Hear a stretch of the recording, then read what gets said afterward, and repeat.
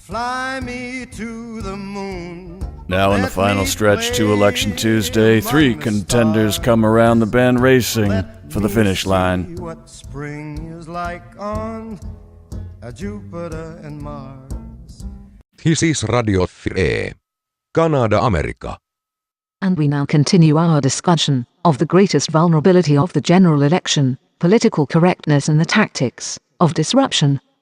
Cadence, for the last 2 years, the nation of America itself has been disrupted externally by the taking down of its border with Mexico, and within as follows. After the shooting of Michael Brown in Ferguson, President Obama took the hands-up, don't-shoot narrative to the national stage in order to portray America's local police as full of racial bias and in need of retraining and purging.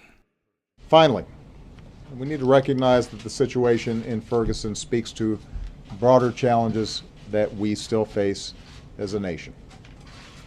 The fact is, in too many parts of this country, a deep distrust exists between law enforcement and communities of color. Some of this is the result of the legacy of racial discrimination in this country. And this is tragic because nobody needs good policing more than poor communities with higher crime rates. The good news is we know there are things we can do to help. And I've instructed Attorney General Holder to work with cities across the country to help build better relations between communities and law enforcement. That means working with law enforcement officials to make sure their ranks are representative of the communities they serve. We know that makes a difference. It means working to train officials so that law enforcement conducts itself in a way that is fair to everybody.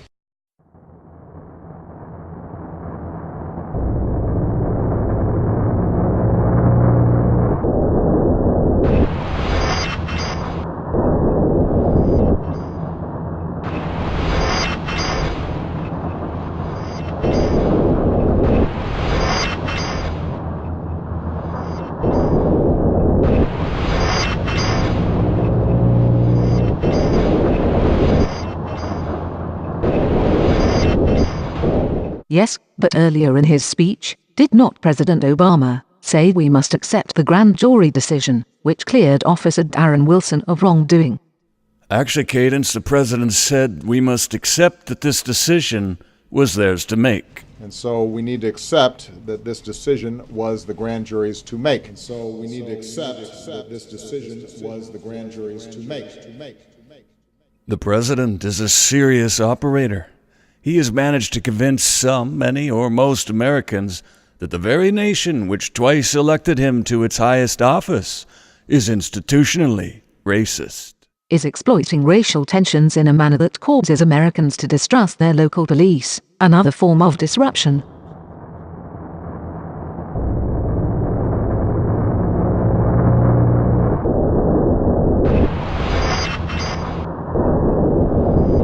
Yes, it is, and those who see what is happening as a result of the rhetoric since Ferguson are not happy. Let me ask you this. Do we know that generally the American law enforcement officers are racist? Do we know this? Go on.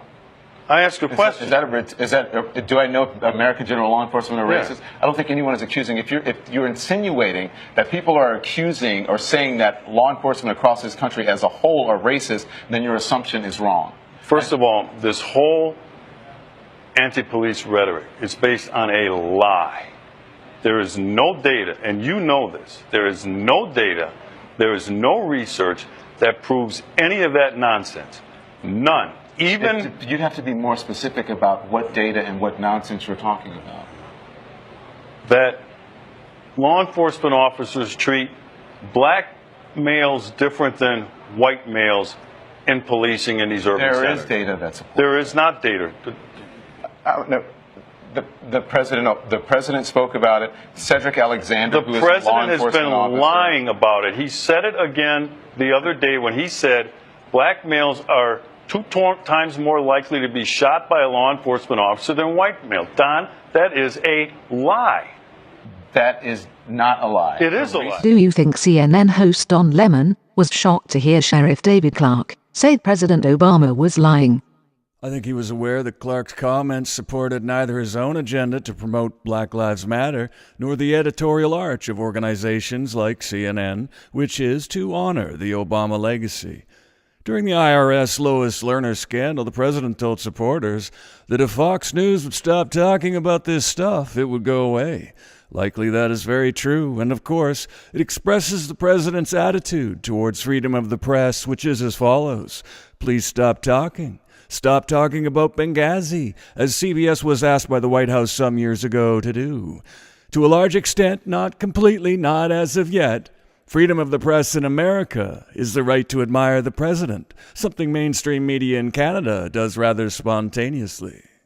Are both Canada and the USA vulnerable to political disruption and a progressive front, whose objective appears to be tearing down traditions, like freedom of the press, and shaping a uniform, safe space community?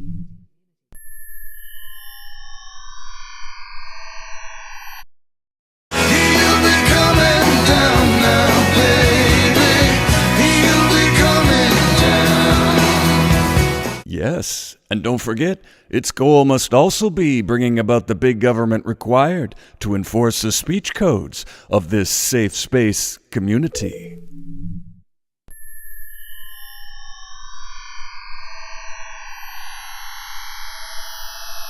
But how is this possible in a democracy?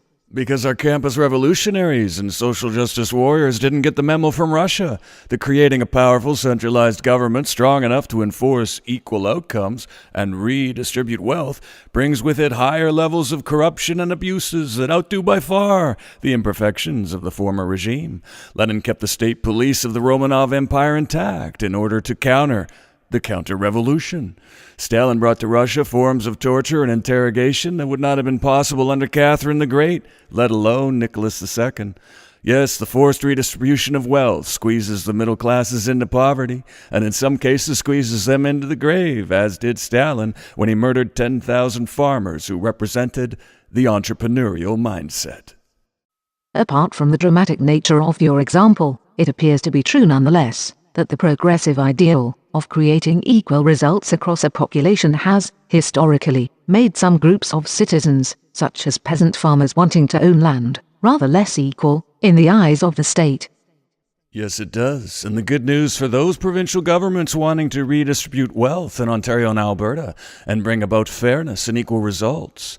Section 15.2 of Canada's Charter of Rights and Freedoms empowers Canadian government to do exactly that, render some groups of citizens less equal before the law than others by taking actions or even writing new laws, which, while intended to alleviate a disadvantaged group, have the effect of creating a politically correct hierarchy of group identities, a state of affairs which appears to be at least a temporary goal of identity politics.